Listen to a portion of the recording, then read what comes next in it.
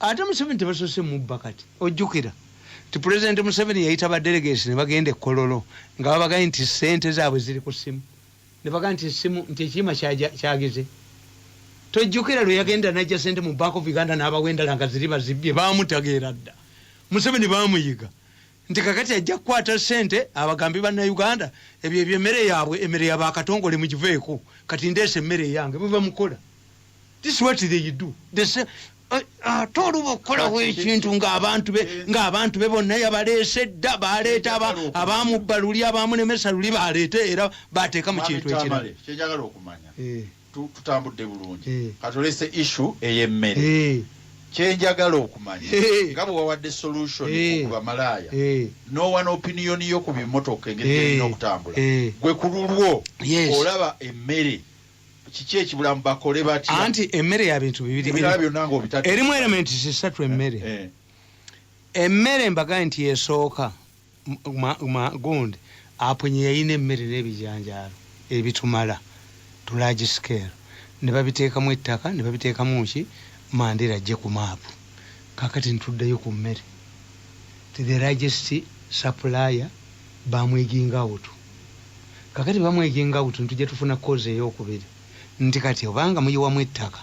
ne muyiwamu ki nga mukikoledde ddala kampuni ey'abantu abalinaanye president nga te n'ababikola ababiteekamu ettaka babe kakati bwe kye baakola ne bagaa nti no bwe kibanga efitina eno esobola okubeerawo tugendemu emmere yonna erina kuyita mwani mu National Bureau of Standards.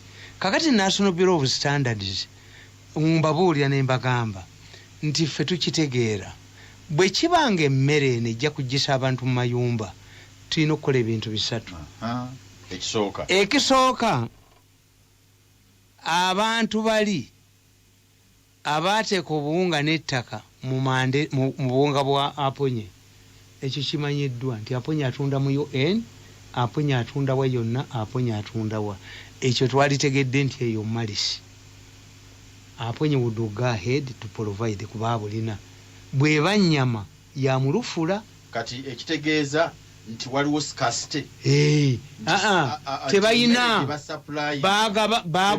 bagoba supplier sente ne bazibba kakati ekitegeeza nti balina okufuna omuntu anaatuwa emmere emala president alina okukola nga bwe yakola ekololo nga bamugambye nti sente z'abadelegates zibulidde ku ssimu kati Museveni should know nti emmere teriiyo emmere tekolaki teriiyo. That's my argument. Nti that is number one. Number one. Number two, bwe kiba nga gundi kuba president yateekamu emergency tegena kugundi emergency powers naye what the president did yayita mu tteeka lya gundi era ekyo nakyogera ndebye ne Chief Justice akyogera ku makya ti what the president did ti yagenda mu Health Act teyagenda mu emergency powers era Chief Justice bambozeza ti president yagamba nti abo n'abasabotage nga babavunaana temporary murder oba murder president gundi Chief Justice agambye nti DPP yamanyi oba oyo gwaziza kubanga gyeguli muki ogwo omusango gwa mada gyeguli naye ona akoze ebyo no president yaga nti atempted mada agwa mu kiti kiri DPP yalina okupima ye bwagambye kakati nenkugamba ekitegeeza kugamba that shouldn't be an argument kuba emisango gye gigenda aga nti gyebamanyiddwa naye okwata naye be bakutte DPP yalisalawo oba bye bakoze bikonsultinga ki mada kakati tenenkugamba titwali badde tubonereza nnyo maasiresere omuntu atadde akawunga n'akateekamu ettaka oba amayinja ntumukwata at this time to get kuba bomba manyi nti how do they get business? They are using malice. They use malice. Singa yo kampuni ya Aponye president yali tagimanyi tijesobola kuteeka maji yali arrest the man Museveni yali akite bamukwate naye nga nze mmanyi malice yabo bwebeera and I'm very happy man kakati Aponye yali komye walk board and others who can supply obuwunga nakibagamba ti the president had to have two sources. One, tulina okufuna amakampuni nga gaba Aponye amakampuni agaliriyo agalina obuwunga ne tuga nti tukusasulako 40% 60% kuwa IOU kubanga kino ekintu kijja kutambula. This thing can take 2 years. Yes. Era n'ab'emmere nze mbakakasa ki. Yes. Nti wonna we bagireetera tujeetaage. Anti kaakati kye twali badde tukola singa eno yaggwamu dda nga tuzze ku second phase. Kubanga mubawa obaze nti buli mutwe kilo simanyi 3. How long can these 3 kilograms take okubongera endala? Kuba kaakati tebalinda kulima. These are people who are going to rely like refugees who cannot cultivate, which means nti osazeewo bbawo emmere until coronavirus is done what is over, which can take 3 years or 5. Pakati emmere bw'omala okufuna ba biggest supplier bonna nobateeka ku board oba president n'ateeka mu nkola kye yagamba let me go bilateral nzije emmere mu mawanga amalala. Okitegedde? Food esooka kubeerawo. Kati ekyokubiri distribution of food erimu obuzibu. Nabaga nti president emmere eno teyagiriimu obuyeekera bwa Museveni sibulabamu kubanga tulina ebizibu 3 ebikwata ku mmere. 1 nti must be examined and verified by the National Bureau of Standards. Omutindo gukakasiwe. Kaakati kyembabuuza kiri kimu. National Bureau of Standards eyo waliwo yali akyaddeyo. President yakyalidde amakampuni mangi yakyaddeyo mu National Bureau of Standards n'alaba machine gye bayina. Is it a faster machine? Was it done? Was it intended for this purpose? Eya magnitude y'emmere nnyingi ennyo. Kakisoboka okuba nti ne process erwawo aba UNBS ne balwisa oyo manyindo takyadda buwe abakozi nze ntunda ngendayo buli kintu kyenkolawo no sanitizers even recent natural sanitizers okola sanitizer ne sabuni naki mbikola era nze bamanyi nnyo ne manyi n'oyo manyinda mmanyi nti ntwalayo products nyingi zenkola ne recent nagendayo nga taddanga wo kumala bwekinamba ali staka n'obuwunga buyitirivu asulawo because who has looked at the machine previously? National Bureau of Standards ebadde temanyiddwa nti babadde bakwata bintu by'abantu bino egonde counterfeit bikinga bibakwata mu maduuka. Kakati when it comes to food, this is their first time to handle. Obadde batwalira akawunga kamu ne bakakebera katuufu nti ye nofuna verification n'ogenda n'okola. Obatwalira sample ya sanitizers oba sabuni ekibyokoze n'obibawa ne biyita machine zaabwe ne baga nti onasiri gwotadde mu munju ono kibakubuulira and they come and visit your factory. Kakati today ani agenzeeko as the president visited the National Bureau of Standards, the Minister of Trade Mamange Mukyala Amelia agituuseeko nakizuula why is work delaying. Nti president bwe yagenda n'alaba nga ekisamba kigudde ku nnyanja kyagala okugala daamu, he went there n'agamba nti ennyanja efuladi nze ate nze ba experts baŋŋambye ne baŋŋamba nti toyinza kuddira daamu 3 nga zeesudde mayiro 6 amazzi galeke Victoria ne gatambula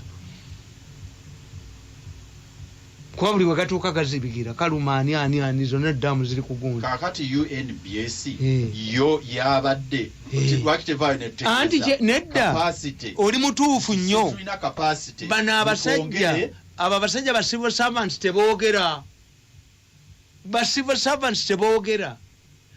fe tuwogera nti these people are using the National Bureau of Standards as a reason why food is not reaching people.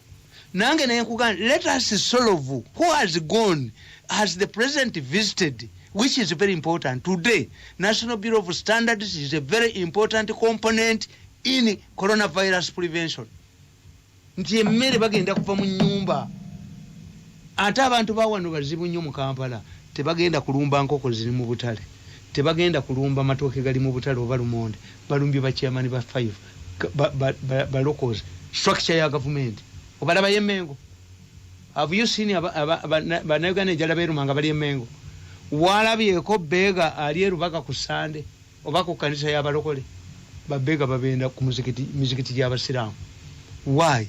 They know bwolaba embwa eri ku kasasiro mubeeramu ebyokulya byayo waliwo abo abayiwa ennyama waliwo abayiwa ki naye nembwa nayo tegenda kasasiro tali mu nnyama ekyo tekiriyo kakati abantu bwe kye bakoze bagenze wa structure ya government. Why when the president talks he praises the local councils nti yakyaziyita na resistance kakati obanga abo be bantu bo kabagende ewaabwe be banakubuulira kakati tuyina okutegeera nti one emmere tugirina emmere bwe tuba tetugiina the president should go ahead with his two suggestions. One, to import food outside in large numbers. Two, we must give people like Oyogundi aponye wakati aponye akawunga kagenda katwala Kenya babe Kenya bagani tugule bajja kajja wano kubanga ebyamwe bya fitina ebyabwe tebajja kateeka mu ttaka kakati ekyokusatu nti diru malisire asire with omuntu adire emmere mu kiseera kino n'agiteeka muki nze taata wange namuwonya taata waffe yali bananyi ttaka bonna nga bafaanagana omusajja omukazi yagenda n'alima lumonde mu ttaka lye nga tamubuulidde kakati Mirundi n'akambuwala nnyo kubanga bubujoozi nga tabulaba abo abaami abedda abantu bedda baali tebamanyi nti obujoozi bubeerawo ettaka omuganda atunulira okimanyi nti omuganda n'okusiba embuzi ku nsiko y'omuntu amala musaba abaganda tumanyi ownership very much abaganda baga nti ensiko terya mwami ensiko ebeerawo n'ebeerawo naye bano bo bamanyira dispute ajja nayiwa amayinja mu poloti etali yiye nakuprovoking into battle nagula omulamuzi. These people provoke you into battle ayiwa amayinja nga poloti siye nange bajinguza fe abaganda ekyo tekikikola n'ensiko y'omuntu ebeerawo nti ensiko eyo bannange yani nti olowooza anti gundi yayina kuno ekibanja bazzukulu abaana ne bafa bagwanganguka naye ngaekibanja kye temukirimaamu except only gakkiriziddwa okukirimamu naye mwe abasigadde temukirimaamu kakati likewise nti bano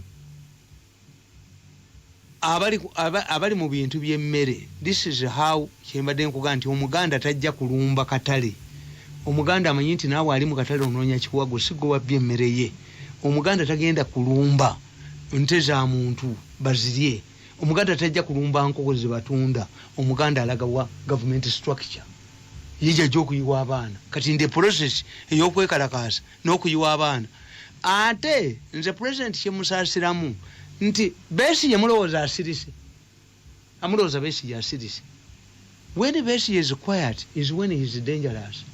Besigye yasirika n'ategeera nti bano abantu mbamanyi bwe njogera olwaleero nga banneekwasa nti Besigye n'asirika abaganda baga nti akasiriikiriro ke kalwanya emmese eminya kalwanya eminya when the owner of the house leaves the house for digging or other work. This is when the lizards settle their quarrels. Omulabe wammwe bulire byekweka abayinkalijinga okukola ennyo Besigye is nowhere. Besigye is nowhere oba yalagawa yagasaagala banneekwase kuba bano mbamanyi ekintu kyabajja kyeyonoonera bakibbiremu. Kaakati kankubuuza singa ku kyalo kubeerako omusajja w'opposition n'atandika okukunga abantu babatwale wa chairman baleete emmere abeenaalemu enjala beeruma tebagenda naye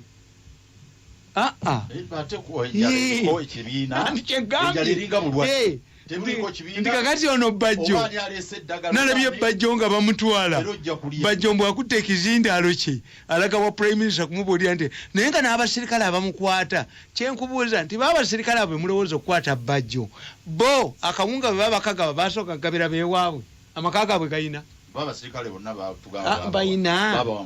do you know what happens to those policemen and the soldiers when they go back to the barracks basula ne bannaabwe oba bali isolated ekitegeeza nti kyemuva mulaba mu mawanga agamu nga abapoliisi abagenza okuba abantu right poliisi ezina nabo gundi Makiveri yakugamba Makiveri y'omu ku basajja bawandiika ebitabo eby'amaanyi ennyo era bw'obanga omuntu ali mu byobufuzi tasobanga ku Makiveri aba tamanyi byabufuzi Makiveri yakugamba nti poliisi bw'oba oyagala ekkolera omulimu togiteekamu bannansi ogiteekamu bagwira abagwira bakubemba okwekutula kuba tebakuba bayiwaabo tinaye poliisi erimu bannansi tekuba bantu kyovula bantu babasalya amagezi babateekako amannya gaabwe wano babateekako amannya babalaga ku TV nti abakuba abantu mutabani waani kyovula bambigamba bino simanyi binfuma byani bana abagezi bano ba osi baani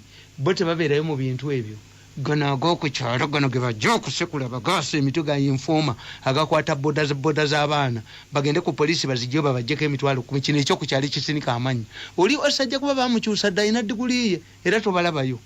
What is the difference between educated people n'abajaasi b'amiini nti these people ab'amagye ba Uganda bakola ensobi they are part of us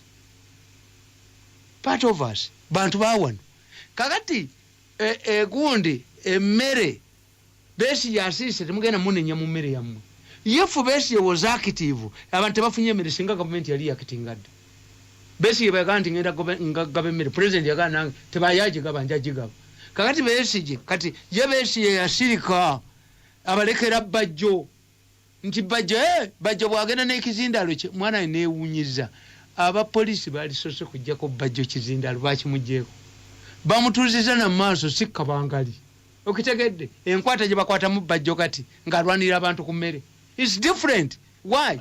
President yabagaana okuba abantu anti tayagala kuba bazzukulu you disarmed the police you disarmed the local defense era kakati ne kafyu abantu essaawa emu we bakwatidde batambula okutuuka essaawa 3 why nja kubannyonnyola tebakyakuba bantu kati nja kubannyonnyola.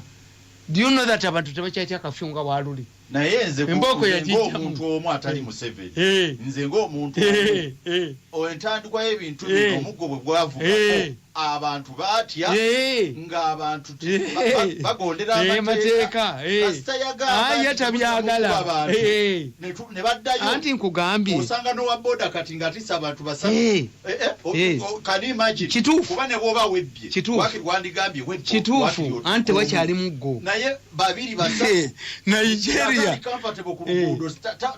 anti nabagamba oli mutuufu nnyo 10 ku 10 nabagamba jjo nti president wa Russia Putin abazungu bamugamba nti naye lwaki olemesezza wonna akyemalira mu Russia n'abaga nti obutafaanana nga mmwe bakyejo abalasha bakulira mu bazza abakambwe bakabaka abakambwe n'omala tokwata kibooko abalasha tebalina discipline mbafugisa mukono gwa kyuma era n'abaga nti Mikhail Gorbachev bwe yalowooza nti asobola okukola ebyammwe byemukola mu bazungu society yammwe nti Soviet Union yakola pusinga. So for us Russians need an iron fist okusobola okukozesa ekintu. In other country Nigeria bajja nebekalakasa batta 40 ba tewali yali afunye mu nyumba kati kubanga Nigeria mubalaba wona ba Nigeria ensi y'abantu milioni 150 nga njavu nga sente z'amafuta babbanzi be ensi ya mukaaga mu nsi n'okusima amafuta babbanzi be kakati a Nigerian ayina okubeera aggressive to fit in a country of poor ey'abantu milioni 150.